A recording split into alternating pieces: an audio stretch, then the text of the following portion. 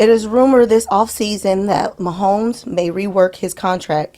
He's no longer even one of the 5 highest paid quarterbacks in football. Mahomes' ultimate goal is to pass Brady eventually. And now he's saying he's prioritizing his legacy over his paycheck. Should he take discounts to catch Tom Brady? Okay, so first of all, I gotta say, What'd I do? you are just adorable. What'd I say? You didn't say anything. I can feel your heart beating when you're reading these I don't questions. like it. You're just... Because I don't know what I'm reading. That's the thing. Like, you know when you have to be confident and you like know what you're talking about? I understand. Talking about NFL quarterback salary cap stuff is not exactly in your wheelhouse. No, I understand. But I'm here for you. And that's all that matters. You're pinch hitting, and we appreciate it. Yeah. You are just such a confident person in every walk of life. Right. And then you have to read these sports questions, and you're like the kid giving the presentation in front of the classroom, right? Exactly. I mean, you're just so nervous. Well, I'm glad that you put it out there so people can understand. Yeah, no, you're doing great, baby. Thanks. All right, so here's the deal. Mahomes in a weird spot because Mahomes could every single year demand a new contract, and the Chiefs would give it to him. Every single year he could say, oh, who's the highest paid guy? Is he better than me? No, I want more than him. So Lamar just got X, I want X plus $1. And Joe Burrow's getting a new one, give me Y plus $1. He could do that. He is opting to go a different path. And the path he's opting for is, I need to be one of the highest paid, but if I leave some meat on the bone for my contract, does that allow us to be more aggressive when it comes to acquiring players and keep other great players? And such as Chris Jones. The guy who's really underpaid for the Chiefs is Travis Kelce. Wildly underpaid, but he doesn't seem to care. I do not think it is Mahomes' responsibility. And I understand folks who make the argument of he should take every single dollar he can possibly make.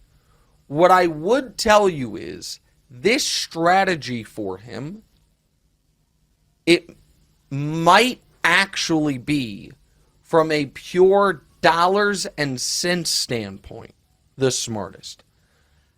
Because let's say that Patrick Mahomes this year is leaving $7 million on the table. Okay? And let's say that number next year would be 8 million, 9 million. Let's say that number is 7 million, 8 million, 9 million, 10 million, increasing over the next decade of his career. Do that math. Over the next decade, he'd be leaving on the table about $100 million. Okay?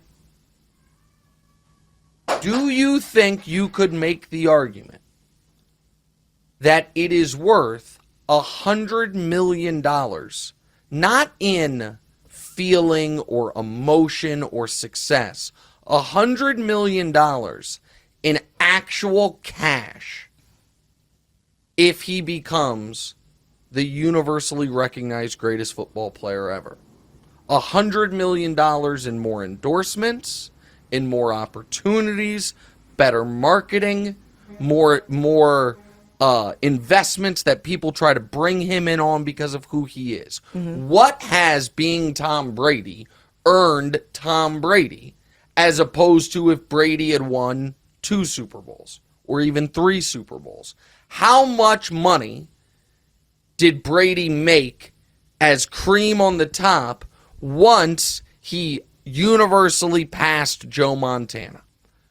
I think financially for Mahomes, there is more money in continuing to win Super Bowls than there is in actual salary, as long as we're talking about the difference between 45 million and 50 million, as opposed to the difference between 45 million and 80 million. That money can't be made up totally.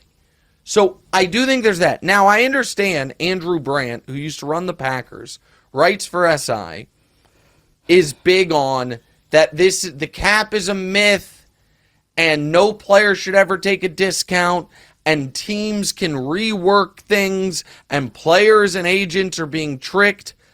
I vehemently disagree with him on that when it comes to a player who plans to be with a team for a decade plus. Yes, you can borrow from future years to pay a player cash and not have it hit the cap.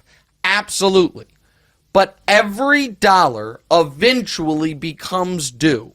And if Mahomes' plan is to be with the Chiefs until 2035, there is no world where the money they pay him doesn't eventually impact their ability in a season he's on the roster to field the best team possible.